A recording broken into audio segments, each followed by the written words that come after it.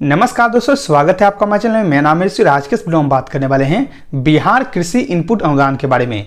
दोस्तों जैसा कि आप लोग जानते हैं कि बिहार कृषि इनपुट अनुदान में जो है आप लोगों का प्रतिभूमि और बाढ़ के लिए यहाँ पे ऑनलाइन आवेदन लिया गया था, लेकिन जब उसका आप लोग स्टेटस चेक करते हैं तो आप लोग का जो स्टेटस है वो पेंडिंग एट एसी लेवल आप लोगों का दिखाई देता है। यानी कि आप लोग का जो एग्रीकल्चर कोऑर्डिनेटर हैं उनके लेवल पे आप लोग का जो यहाँ पे एप्लीकेशन है वो पेंडिंग अभी पड़ा हुआ है।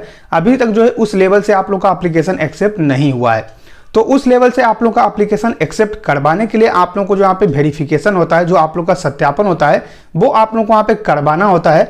कुछ डॉक्यूमेंट जो है आपको वहाँ पे कोऑर्डिनेटर के पास जमा करना होता है, जिससे कि आप लोग का वेरिफिकेशन पूरा होता है और उसके बाद जो है आप लोग का आगे के स्तर के लिए इसको जो यहाँ पे भेजा जाता है। तो आज के इस वीडियो को हम जानकारी देने वाले हैं कि किस तरीके से आप लोग का जो सत्यापन है वो शुरू कर दिया गया है, और अगर आपको यहाँ पे सत्यापन करवाना है तो किस तरीके से आप लोग यहाँ पे सत्यापन होगा, क्या क्या डॉक्यूमेंट आप लोग का लगेगा, पूरी जानकारी हम आप लोग को यहाँ पे देने वाले हैं। तो वीडियो को पूरा लास्ट तक का देखते रहिए। उससे पहले अगर आपने हमारे चैनल को सब्सक्राइब नहीं किया है तो नीचे रेड कलर सब्सक्राइब बटन दबा के हमारे चैनल को सब्सक्राइब कीजिए, लाइक कीजिए इस वीडियो को, जितना उसके शेयर कीजिए ताकि और भी लोग को जानकारी मिल सके। चलिए शुरू करते हैं अपना आज के वीडियो। दोस्तों अगर आपने भी कृषि इनपुट अनुदान के लिए यहाँ पे ऑनलाइन आवेदन किया है और आपका जो स्टेटस है वो पेंडिंग एट एसी लेवल यहाँ पे दिखाई दे रहा है, तो आपको किस तरीके से यहाँ पे सत्यापन करना है उसके बारे में हम आप लोग को यहाँ पे जानकारी देते हैं।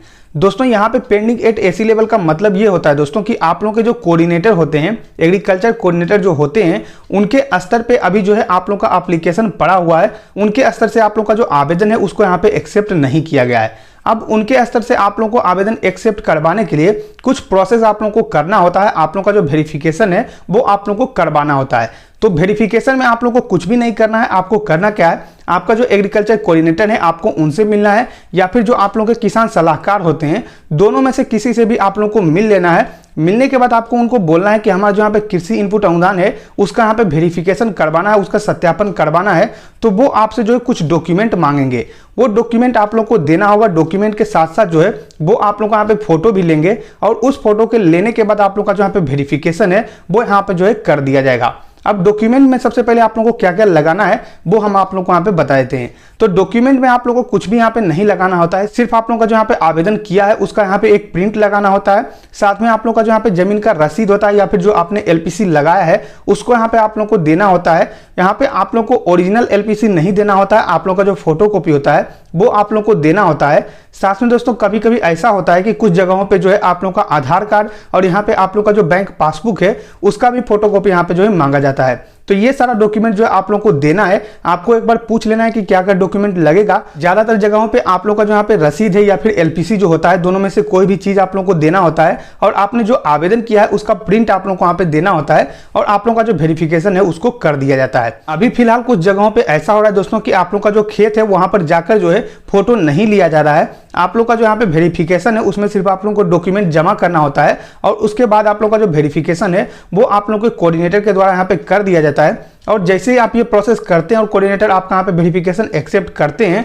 तो ऐसे में आप लोग का जो स्टेटस है उसमें कुछ इस तरीके का शो कर देगा। वहां पे आप लोग का दिखाई दे देगा कि जो एसी लेवल है यानी कि एग्रीकल्चर कोऑर्डिनेटर का जो लेवल है उससे आप लोग का जो आवेदन है उसको स्वीकृत कर दिया गया है, और आगे के स्तर के लिए आप लोग का जो आवेदन है उसको भेज दिया गया है। तो इस तरीके से आप लोगों को यहाँ पे सत्यापन करवाना होता है। अगर आप प्रतिभूमि के लिए आवेदन किए हैं या फिर आप जो यहाँ पे बाढ़ के लिए आवेदन किए हैं, किसी के लिए भी आवेदन किए हैं, तो दोनों के लिए आप लोग का यहाँ पे सत्यापन हो रहा है। आपको दोनों में से सत्यापन करवाना होगा।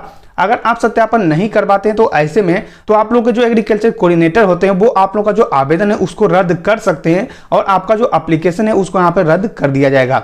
तो आप एक बार मिल जरूर लीजिए कि हमारा जो यहाँ पे सत्यापन करवाना है, और उनको डॉक्यूमेंट जमा कर दीजिए, जिससे कि आप लोग का वेरिफिकेशन है वो हो सके, आप लोग का जो सत्यापन है वो हो सके।